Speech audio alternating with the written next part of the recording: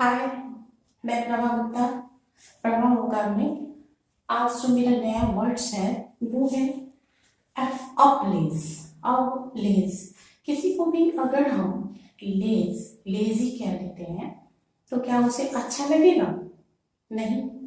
वो क्या हो जाएगा, उत्तेजित हो जाएगा, यानी कि थोड़ा पावर में आ जाएगा, थोड़ा आर्गुमेंट करना लगेगा कि भाई मुझे लेजी क्यों कह रहे हो।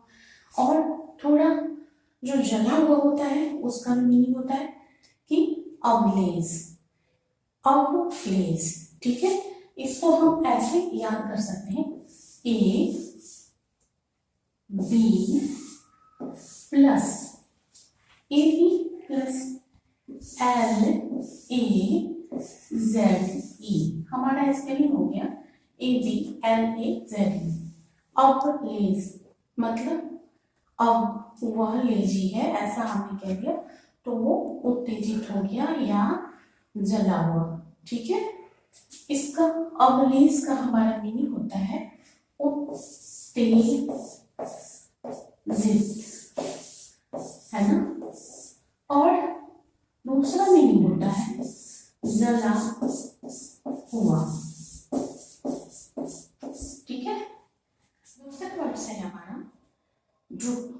ड्रूप ड्रूप यानी कि मुरझाना, सूख जाना, झूलना। जैसे कि पौधे होते हैं वो ड्रूप हो गए तो क्या होगा, उसकी रूह थोड़ी सी मुरझा जाएगी। अब जब वो मुरझा जाएगी तो क्या होगी, टहनी उसकी झूल जाएगी। तो इस हिसाब से उसमें एक मीनिंग निकल के आती है झूलना, ठीक है। तो हमारा ड्रूप का स्पेलिंग होता है डी डी प्लस रूप, है ना।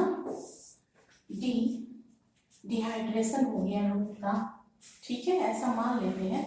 क्या हो गया, इसका मीनिंग होता है हमारा मुरझाना। मुरझाना, D R O O P. Droop मतलब मुरझाना। ड्रूप यानी कि कोई भी पेड़ पौधा या हमारे एक तरह से उत्साह नहीं होना, उसको भी हम कह सकते हैं। हाँ, तो उत्साहित हो जाते हैं या सुस्त से उदासीन हो जाते हैं, उसको भी हम ड्रूप कह सकते हैं, ठीक है। वर्ड्स है, तीसरा वर्ड्स हमारा है अबाइडिंग। अबाइडिंग मतलब कि वो जो है, कोई एक व्यक्ति है जो बाय कर रहा है, और बाय डिंग, वो डिंग नहीं हाँक रहा है, वो टिकाऊ है, वो अस्थाई है।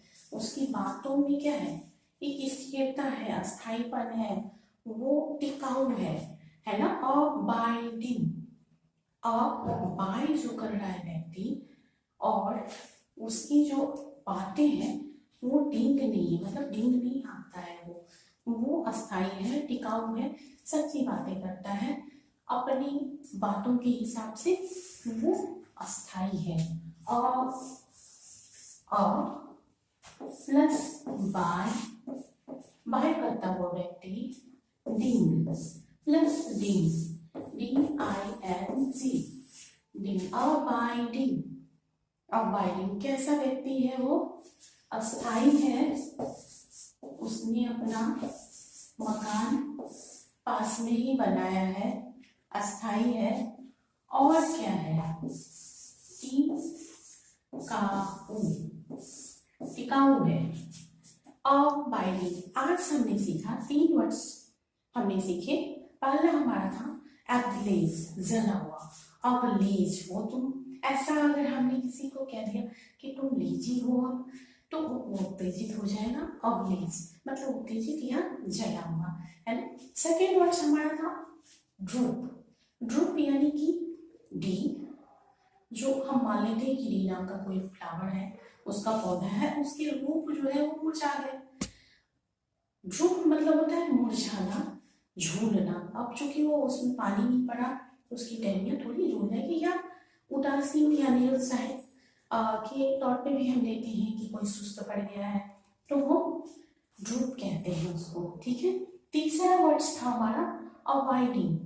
अब बाय जो कर रहा है वो डिंग नहीं आता है, वो स्थायी व्यक्ति है, टिकाऊ मिलती है। तो हमारे पास 3 वर्ड्स थे, अबलेज, ड्रूप और बायोटीन। ठीक है, क्या है मीनिंग? उत्तेजित, उत्तेजित, जला हुआ, मुरझाना या हिलना। तीसरा हमारा है अस्थायी या टिकाऊ। Bye bye.